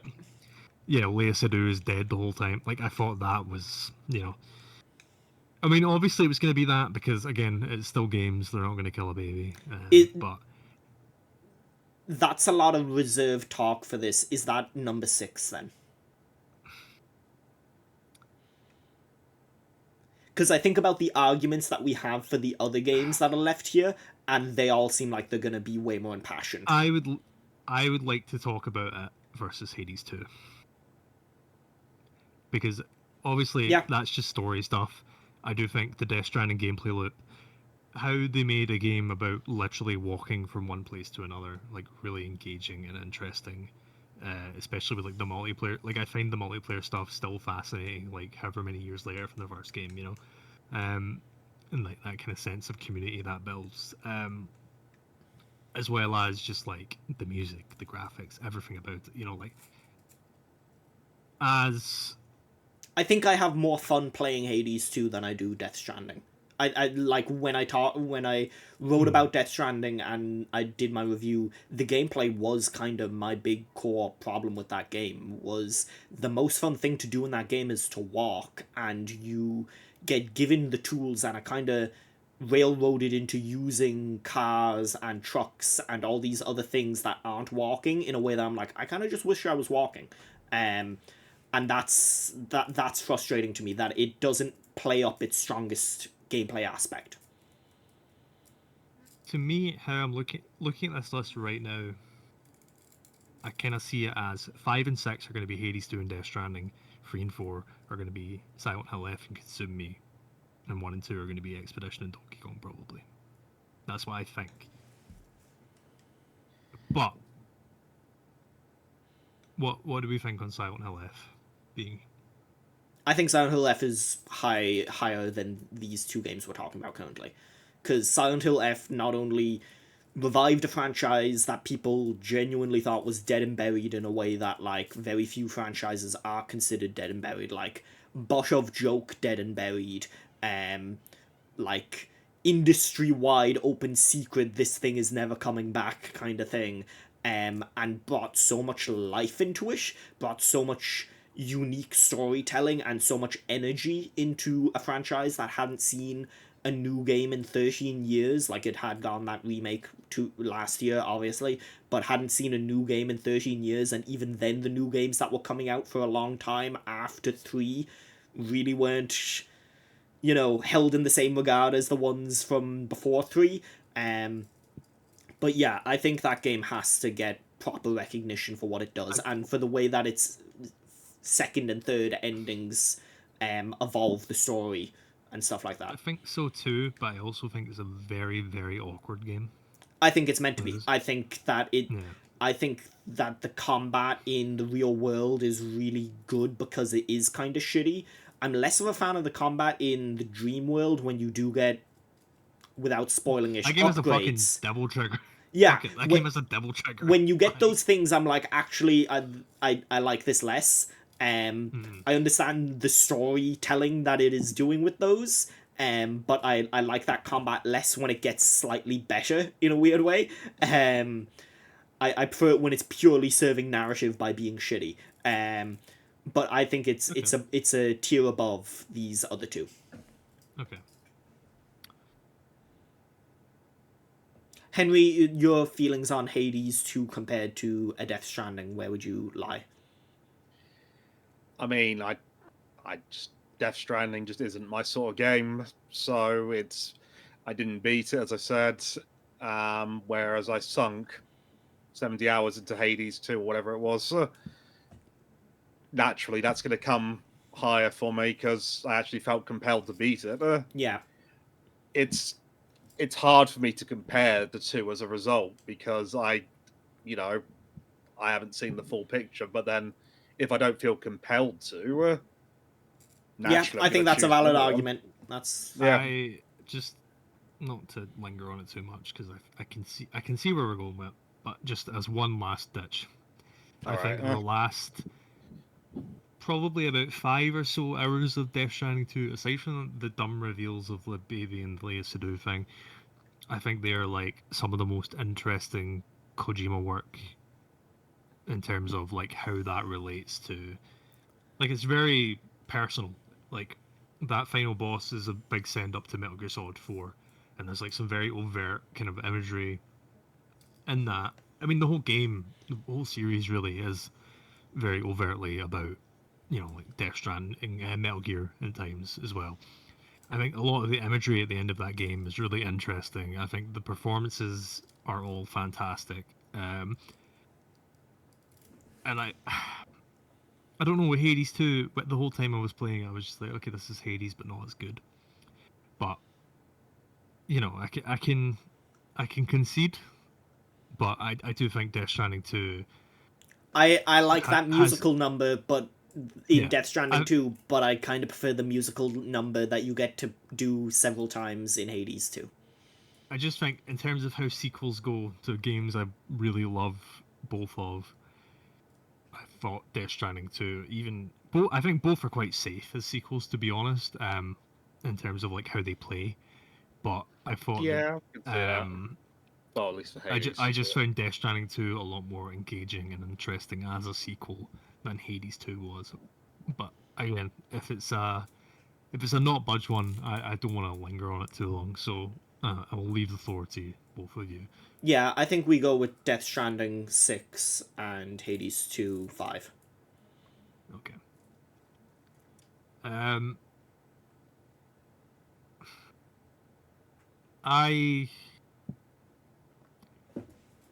don't see a version of this list where it's not Expedition for your Donkey Kong 1 and 2. Yeah, I think we should get to the other games first. So yeah, that's what I mean. Like I want to kind of set that up Yeah, for you. Like, can you argue Silent Hill F versus Consume Me for? Because I do not know much about Consume Me, so it's really going to be. This is yeah, probably Consume Me is a game that I think is pretty remarkable. This is a very personal pick. This is my Indivisible Ink, so to speak. But Consume Me is a game. So what you're saying is it should go at number 10. Fucking careful now. I will cut you. But Consume Me is a game about. It's a semi-autobiographical game about somebody dealing with having an eating disorder and not only that, developing an eating disorder and then slowly learning to live with it. In a way that I think is quite polarizing. I've talked to people who have and live with eating disorders who hate this game because of some of the answers that you are left coming away with. And for me, I came away pretty enamored by it because I found it pretty truthful and revealing to the experience of living with any mental health condition, where for a lot of us, it doesn't ever go away. You just live with it. You learn to live with it. You learn to deal with it. It takes up less of your time, less of your brain space, but you learn to deal with it. But that's kind of getting ahead of myself. The really remarkable thing about this game is that if you put it in front of someone who doesn't understand what it's like to live with an eating disorder, they will come away with a remarkably good idea of, one, how all-consuming it is, and how it warps your thinking, and two, the reward loop of it. Because Consume Me, for everything that it's doing narratively, is a lot of fun. When you have to have a meal, you basically play a mini Tetris puzzle game where you're trying to put the food in that takes up enough space in your stomach that you feel full, but doesn't put you over a calorie limit. And that's like a genuinely quite a fun puzzle game. When you are planning out your days, you are min-maxing your energy level, and ultimately you're like using different upgrades and skill cards. It's like a deck-based builder to stay up until 3 a.m, drink 17 energy drinks, and cram for your exam in 3 days so that you can actually pass your test. And that stuff, I found myself disgusted how much fun I was having. It created a deeply upsetting reaction in me that I was like, oh, I could fall back. I'm having fun going back to these routines that are incredibly reminiscent of things that I was doing min-maxing exercise and like being like, no, if I do this type of exercise, I can do it multiple times a day, and I can just like, I can cram it in there in a way that I can't with other exercise, and then this and that, and like that rung so very true to me in a way that like, I played this game in one sitting. It's a 6 to 7 hour game. I started at like 8 o'clock in the evening one night, and I played until like 3 or 4. I had to finish it. And the really remarkable thing that it does at the end of the game is you can do everything perfectly. You can succeed. You can balance all the scales. You can do a management minigame that is meant to be impossible. I succeeded at because I was so in tune with what it required from me and the planning it required from me, and I could tap into that. And then at the end it says, actually that doesn't matter. You still didn't get into the college that you wanted to, even though that you did everything right. You could do everything right, and it doesn't matter, because that's just how life is. It doesn't matter that you checked all the boxes, that you listened to your disordered thinking at every point and turn, that you managed to make everything work.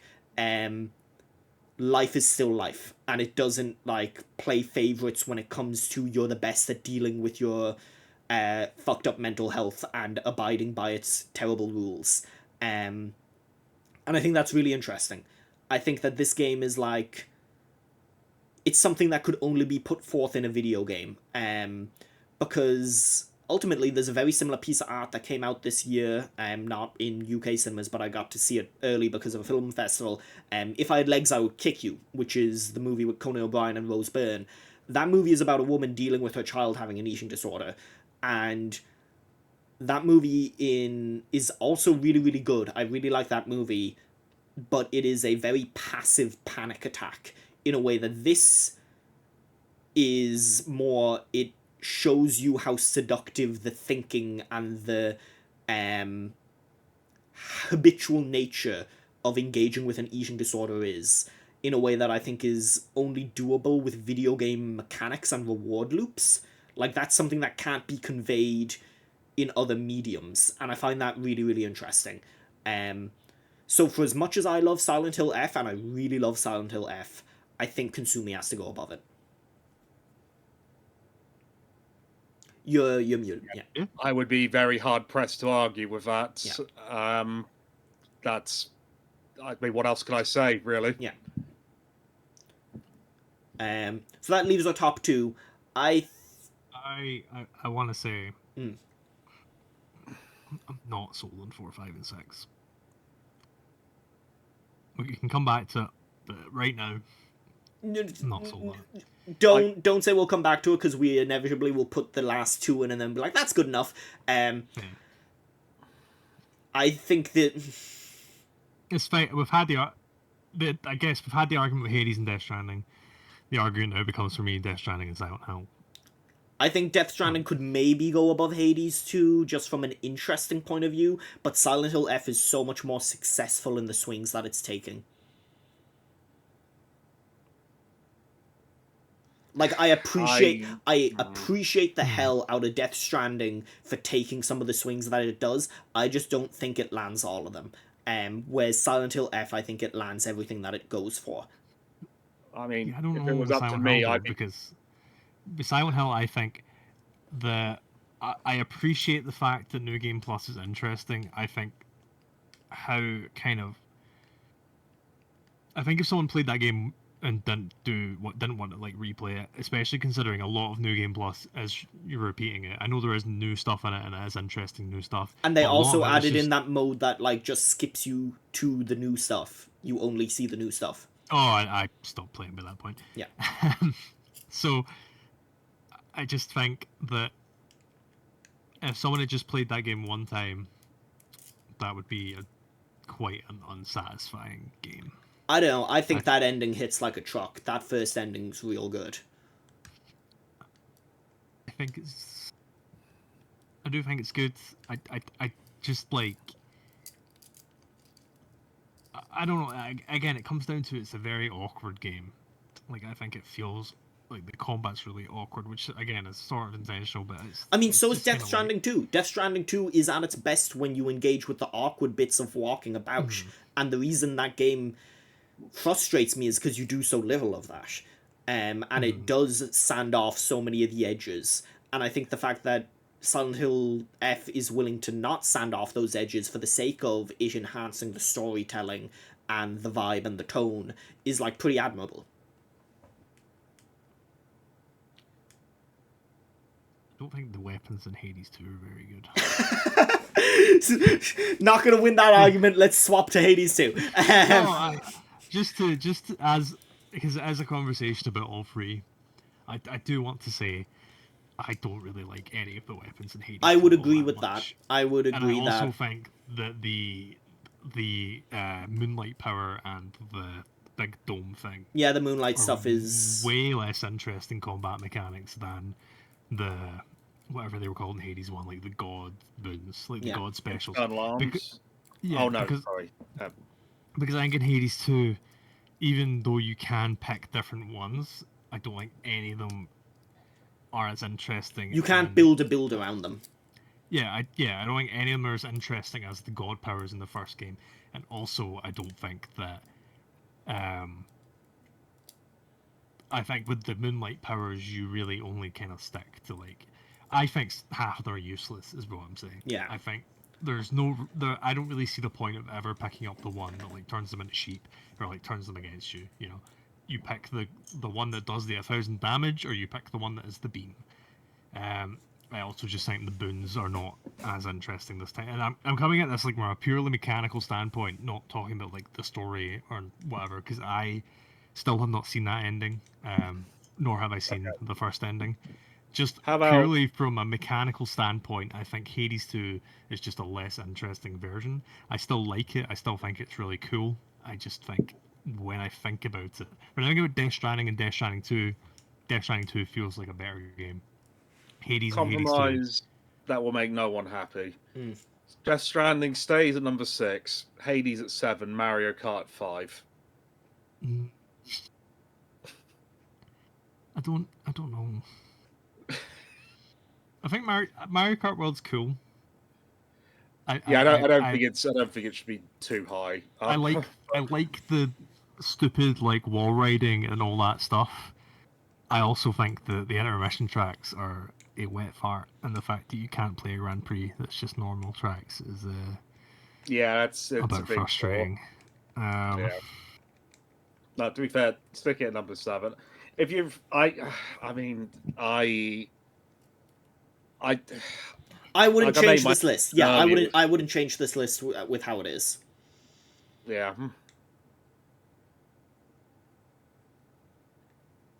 Right. Okay. Yeah. Okay. Which leaves given, us with given my yeah. arguments. Which leaves us with 1 and 2, Donkey Kong and Clair Obscur. I'm gonna really upset you by going first and saying I don't think Donkey Kong is the number 1. I get it. I get it. I saw the true ending in that game. I really enjoyed it. But let me put forth this argument. 2025 has fucking sucked and has been a terrible year.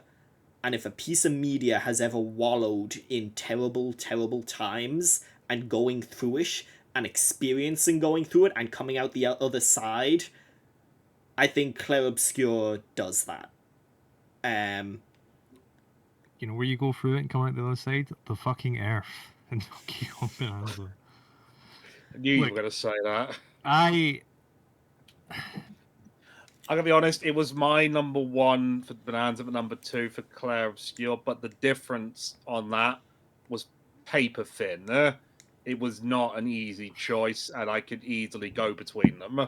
I would like to put forth that in a similar vein, 2025 was a stinky year, and if there is a game that gives you a kind of like joyous, hopeful feeling at every single moment, I'd say that's Donkey Kong.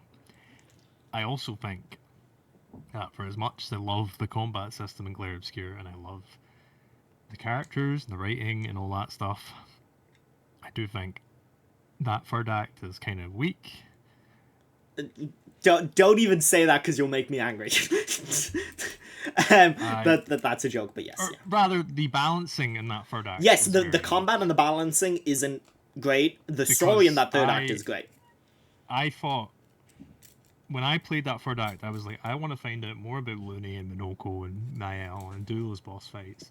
And then when I got to the end and I fought Renoir, I basically shit all over the dude in like 2 seconds. And Yeah. it was just not an impact. Like, I don't even think I saw his second phase.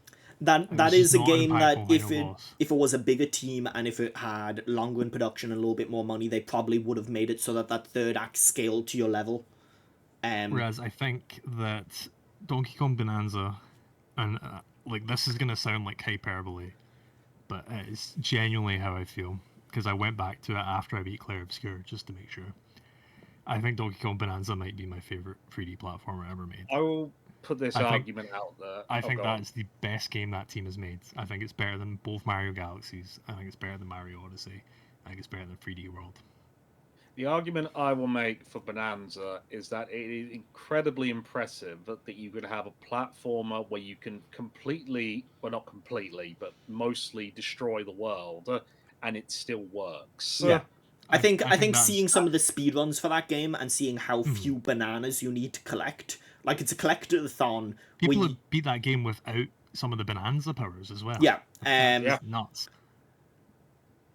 yeah. I can. My big I thing wouldn't with be- Donkey Kong Bonanza. I wouldn't be upset with it at number 1.